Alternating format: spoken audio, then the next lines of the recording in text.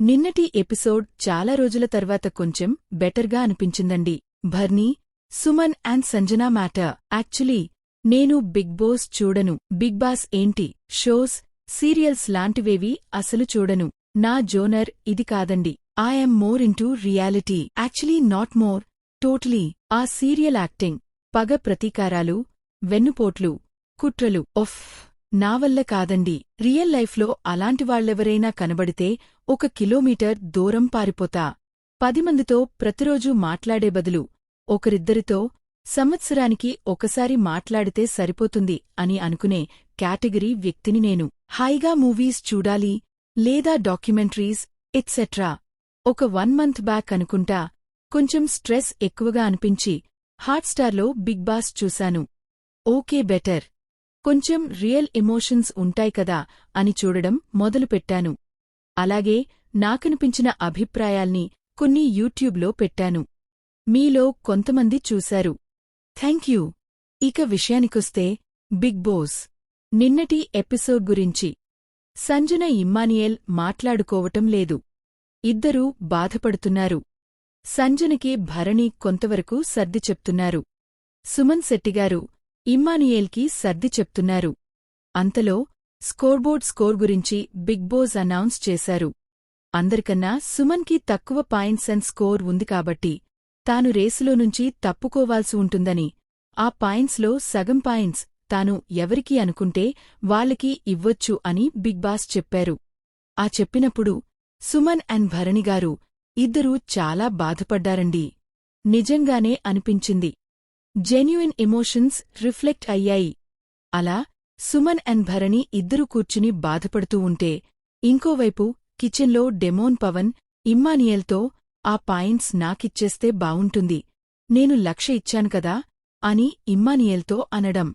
ఇమ్మానియేల్, సుమనన్న భరణి అన్నకి పాయింట్స్ ఇస్తే ఇంక మనకి దొరకరు అని అనడం. ఇదంతా చెప్పుకుంటూ పోతే గంట పడుతుంది వీడియో. చెప్పేంత ఓపిక నాకు లేదు. నేను చెప్తే వినేంత ఓపిక మీకు లేదు. ఉండాల్సిన అవసరం కూడా లేదనుకోండి. సుమన్ అండ్ భరణిగారు మాట్లాడుకుంటూ ఉండగా నేను నా పాయింట్స్ అండ్ స్కోర్ మీకే ఇచ్చేస్తాననా? నాకు ఈ హౌస్లో మీరు తప్ప ఇంకెవరూ లేరు. మీరే ఇంపార్టెంట్ నాకు అని సుమన్ గారు చెప్పడం. వాళ్ల మనసుల్లో పెయిన్, ఆ ఎమోషన్ బాగా కనెక్టింగ్గా అనిపించిందండి. అండ్ భరణిగారు, నాకు కాకుండా ఈ హౌస్లో ఇంకొకరికి ఇవ్వాల్సేస్తే అని ఇండైరెక్టుగా ఇండికేట్ చేయడం.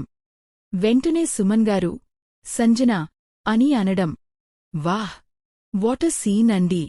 అదే విషయం సంజన దగ్గరికెళ్ళి సుమన్ గారు చెప్పినప్పుడు అంతవరకు ఎవరినీ అడగకుండా అడిగితే బాగుండదు కదా, ఓడిపోతున్నానేమో అన్న బాధలో కూడా సెల్ఫ్ రెస్పెక్ట్తో సైలెంట్గా కూర్చున్న సంజన ఇమోషనల్ బర్స్ట్ అవడం చాలా బాధగా అనిపించిందండి. కొన్నిసార్లు మాటలు జారారు కాని ప్యూర్ సంజనగారు ఈ హౌస్లో మాత్రం. మొదట్లో భరణిగారు కూడా విన్నింగ్ కైండ్ అని అనిపించేవారండి.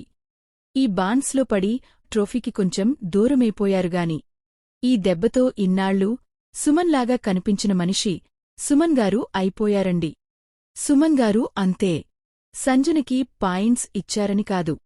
His decency, his strength while he was deciding to support Sanjana. మొదటినుంచి అస్సలు పడని వ్యక్తికి తనకి మిగిలిన పాయింట్స్ ఇచ్చేయడం అన్నది చాలా గొప్పగా అనిపించింది.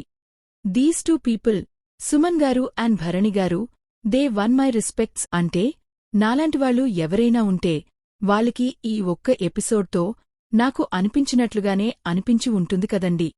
అదే చెప్తున్నాను. ఐ ఫెల్ట్ లైక్ ఇన్నాళ్లు కొన్నిసార్లు ఎమ్మాన్యుయేల్, కొన్నిసార్లు సంజన విన్ అవ్వాలని అనిపించేది. కాని ఈరోజుతో సంజన కాకపోయినా భరణిగారైనా లేక సుమన్ శెట్టిగారైనా విన్ అయితే బావుంటుంది అని అనిపించిందండి. What an emotional moment. Beautiful. నిన్నటి ఎపిసోడ్ గురించి చెప్పడానికే ఇంత టైం పట్టిందండి. ఎంతైనా నా జానర్ కాదు కదా. ఉంటానండి. Good night.